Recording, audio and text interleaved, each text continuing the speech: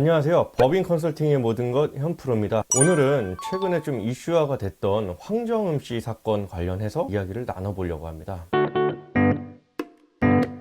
최근 뉴스 기사를 보니까 연예인 황정음 씨가 본인 소유의 이제 1인 법인의 43억 원의 돈을 개인적으로 횡령을 해서 가상화폐에 투자를 했던 좀 사건이 있었습니다. 이 기사 내용을 이제 이렇게 보니까 황정음 씨가 개인 그냥 1인 법인이에요. 주식도 본인이 100% 갖고 있는 1인 법인에서 아무도 태클 걸 사람이 없음에도 불구하고 43억 원의 돈을 개인적으로 써서 횡령죄 적용이 됐죠. 법 이름으로는 특정경제범죄 가중처벌법, 이름도 어렵네요. 징역 2년에 집행유예 4년을 받았습니다. 이 기사를 보고 최근에 제 고객사에서 전화가 왔어요. 물론 저도 이 기사는 미리 보고는 있었는데 우리 고객사에서 본인들도 걱정이 돼서 연락이 왔더라고요. 본인들도 한 번씩 회사 자금을 뭐 3억씩, 5억씩, 10억씩 개인적으로 조금 꺼내서 잠깐 다른 투자를 했다가 다시 회사에 넣고 이런 식으로 좀 반복적으로 하고 있다 보니까 황정음 씨 사건을 보고 조금 이게 부담스럽고 좀 무서움이 있는데 본인들도 이 기사에 나온 내용대로 대응을 해야 되지 않겠느냐라고 전화가 왔습니다. 이 황정음 씨 기사에 어떤 내용이 있었냐면은 어떤 변호사님이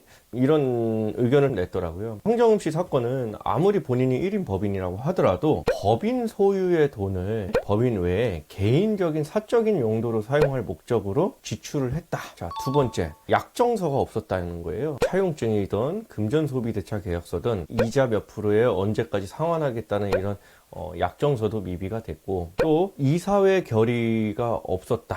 임시주총이든 이사회 결의든 통해서 회사 자금을 사적으로 이렇게 외부로 반출을 할 때는 이런 게 좀 필요하지 않겠느냐, 이런 식으로 회사 지출 용도 외에 사용을 했다. 다시 정리하면은 업무 무관용으로 회사하고 상관없이 사적인 용도로 썼다. 두 번째는 약정서가 없었다. 세 번째는 임시주총이라든지 아니면 이사회 결의 같은 게 없이 개인적으로 돈을 썼다 보니까 횡령죄 적용이 되었다라는 기사 내용이 있었습니다. 그래서 제 고객이 본인들도 이런 내용들을 한번 준비를 해볼까 이렇게 이야기를 하더라고요. 이 영상을 보는 우리 많은 CEO 그리고 관련 관계자들이 이제 많이 보실 텐데, 오늘 이 내용에 대해서 이야기를 할 때 중요한 포인트가 한 가지가 있어요. 여기 나온 기사 내용은 완전히 교과서적인 내용으로 정석적인 내용입니다. 틀린 말 하나도 없습니다. 다 맞는 말입니다. 근데 이 사건의 중요한 포인트는요, 주인공이 황정음 씨여서 그런 거예요. 원체 유명한 인물이 1, 2억도 아니고 43억이라는 진짜 엄청난 거액을 가상화폐에 투자를 했기 때문에 이런 문제가 터졌다고 저는 보고 있습니다. 이 얘기를 제가 하는 이유는 정말 특이할 정도로 유명한, 특이할 정도로 정말 거액을 그것도 가상화폐에 투자를 했다 보니까 이 정도 이슈화가 되고, 이슈화가 되다 보니 이렇게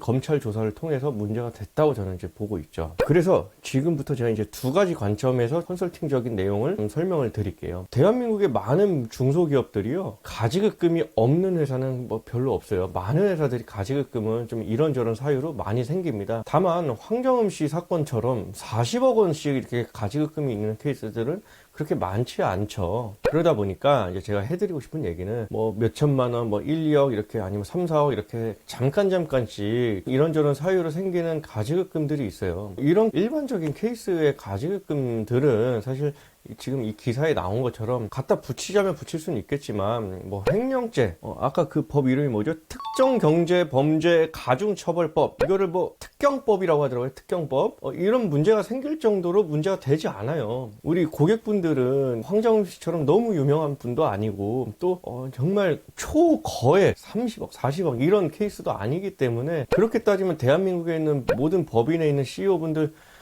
다 집행유예 받아야 돼요. 그러다 보니 너무 큰 걱정은 하지 않으셔도 된다는 게 저희 현프로의 의견이고요.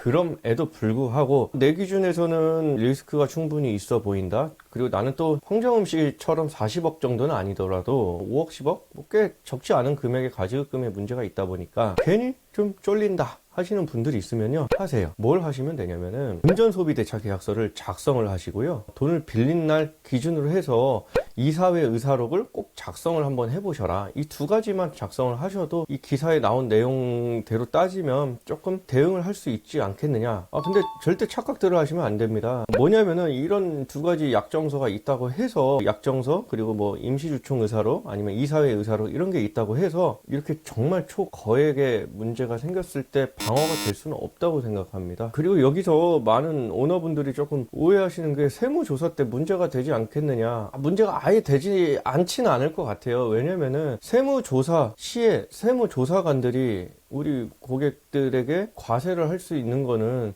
세무 관련된 내용으로 세법에 의해서 처벌을 할 수 있겠지만 이분들이 세무조사 나와서 특정 경제 범죄 가중처벌법으로 이들이 이렇게 형사처벌을 하지 않습니다. 다만 조금 과하다 싶을 때는 아니면 세무조사관들이 세무조사로 조금 뭔가를 할 수가 없는 케이스가 있을 때는 고발 처리를 할 수는 있을 것 같긴 합니다. 직접 고발이 아니고 아무래도 그게 검찰에다가 조사 의뢰를 넣을 수는 있겠죠. 이런 부분들이 좀 있을 것 같고 사실 황정음 씨는 이 세무적으로 문제가 되진 않았을 거예요. 왜냐면은 가지급금에 대한 인정이자는 정상적으로 내고 있었을 거라고 저는 이제 보고 있고요. 그래서 우리 시청자분들이 이 영상을 보면서 해주고 싶은 얘기는 가지급금이 발생하는 것은 사실 좋지는 않습니다. 다만 이 가지급금에 대해서 인정이자만 정상적으로 내고 있다면 큰 문제는 발생하지 않겠다. 다만 마음에 조금 나는 부담을 느끼고 있다 싶은 분들은 약정서 쓰세요. 저한테 연락 주시면 제가 약정서 금전소비대차계약서 양식도 얼마든지 보내드릴 수 있고요. 그리고 또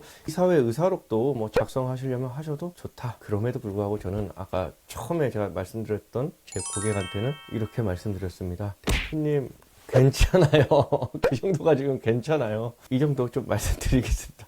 자, 오늘은 기사에 떴던 연예인 황정음 씨 사건의 내용을 좀 보면서 가지급금이 횡령죄로 연결이 될 수도 있고 또 이런 경우에 일반적인 우리 시청자분들이 어떤 식으로 이거를 준비를 해야 되는지 뭐 요 정도 말씀드렸던 것 같아요. 네, 오늘은 여기까지 좀 말씀드리도록 하고요. 다음번에는 더욱더 좋은 내용으로 다시 한번 찾아오도록 하겠습니다. 네, 법인 컨설팅의 모든 것 현프로였습니다.